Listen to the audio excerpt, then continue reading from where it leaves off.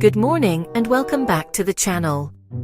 Today, we're diving into a topic that's more common than you might think: rights of way. The big question is, does your neighbor really have the right to use your driveway? It often starts innocently.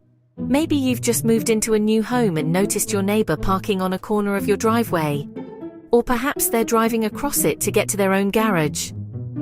Initially, it seems harmless, even friendly. But over time, it can become quite frustrating, especially if it starts to affect your access or leads to disputes about damage. We recently helped a client who had been tolerating their neighbor driving over the driveway for years. They didn't mind at first, but when it was time to sell the house, the issue turned into a legal headache.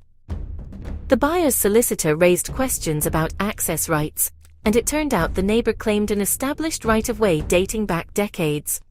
Resolving this required digging through old deeds, talking to the land registry, and ultimately clarifying what rights actually existed. In England, a right-of-way, or easement, is a legal right allowing someone to pass over your land. These rights can be created in several ways. They might be written into the property deeds, explicitly granted by a previous owner, or sometimes established over time through long-term use. If a neighbor has been using your driveway openly and without your permission for at least 20 years, they might be able to claim a prescriptive easement. That's a legal mouthful for a right that has been earned through long, uninterrupted use. But not all claims are straightforward. Sometimes people assume they have a right simply because it has been convenient, or because previous owners allowed it.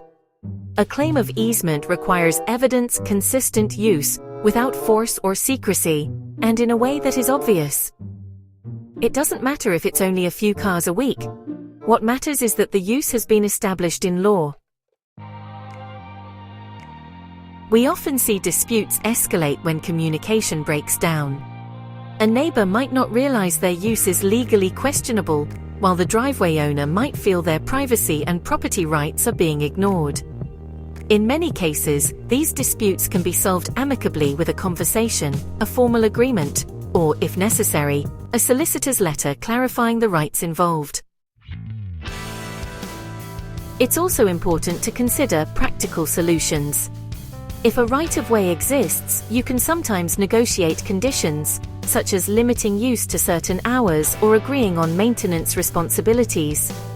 If no right exists, you are entitled to prevent access, but doing so politely and legally is crucial to avoid escalating tensions or potential claims.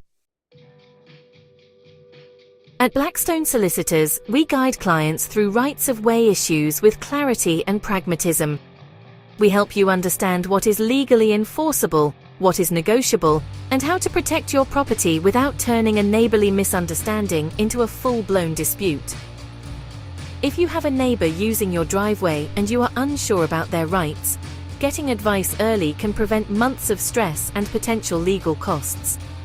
If you found this video helpful, give it a like, subscribe for more practical property law insights, and reach out to our team for tailored advice.